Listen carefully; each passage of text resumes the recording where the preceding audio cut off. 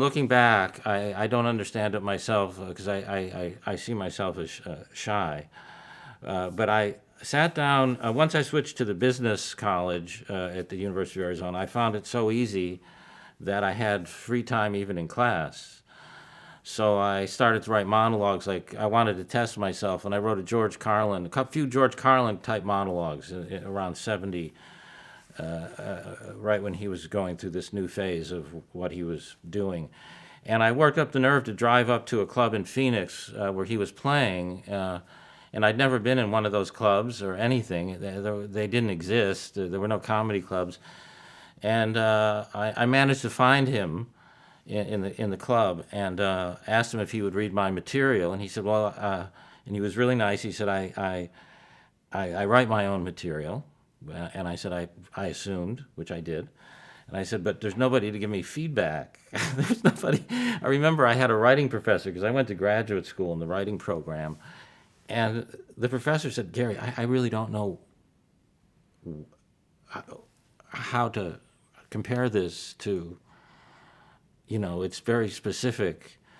And I remember giving him a Woody Allen, maybe without feathers, maybe it was getting even.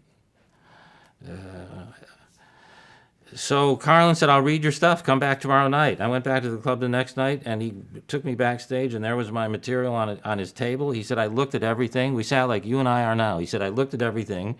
You're very green, but I think you're funny. I think there's something funny on every page, and I think you should pursue it. If you're thinking of pursuing it, I think you should. And that's what gave me the kick to move to L.A., because he was very sincere. And I was not as I say, the confident, arrogant type that thought, oh man, I think I'm funny. I mean, I still think there's a very fine line in that confidence, arrogance. The humorous part probably is that happened to him probably in every club. In hindsight, that some kid came up to him.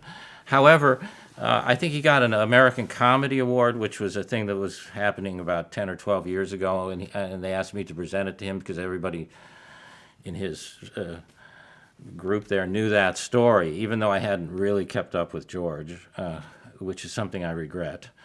And I told that story, and he got up, and I was able to give him this comedy award after saying what he meant to me. And the first thing he said is, he says to the audience, I'm sorry for encouraging Garry. It's my fault. I'm sorry.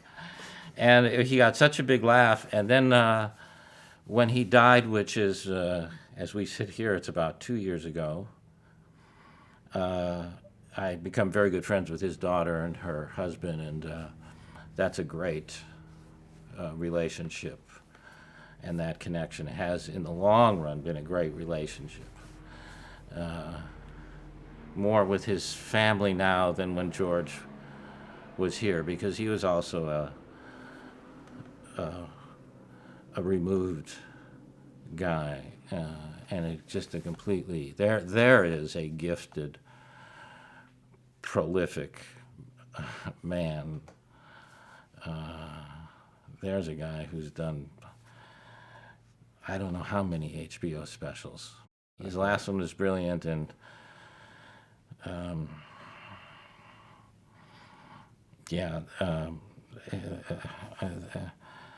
there's a couple of them that are pure genius. I remember being in this house laughing my ass off by myself. And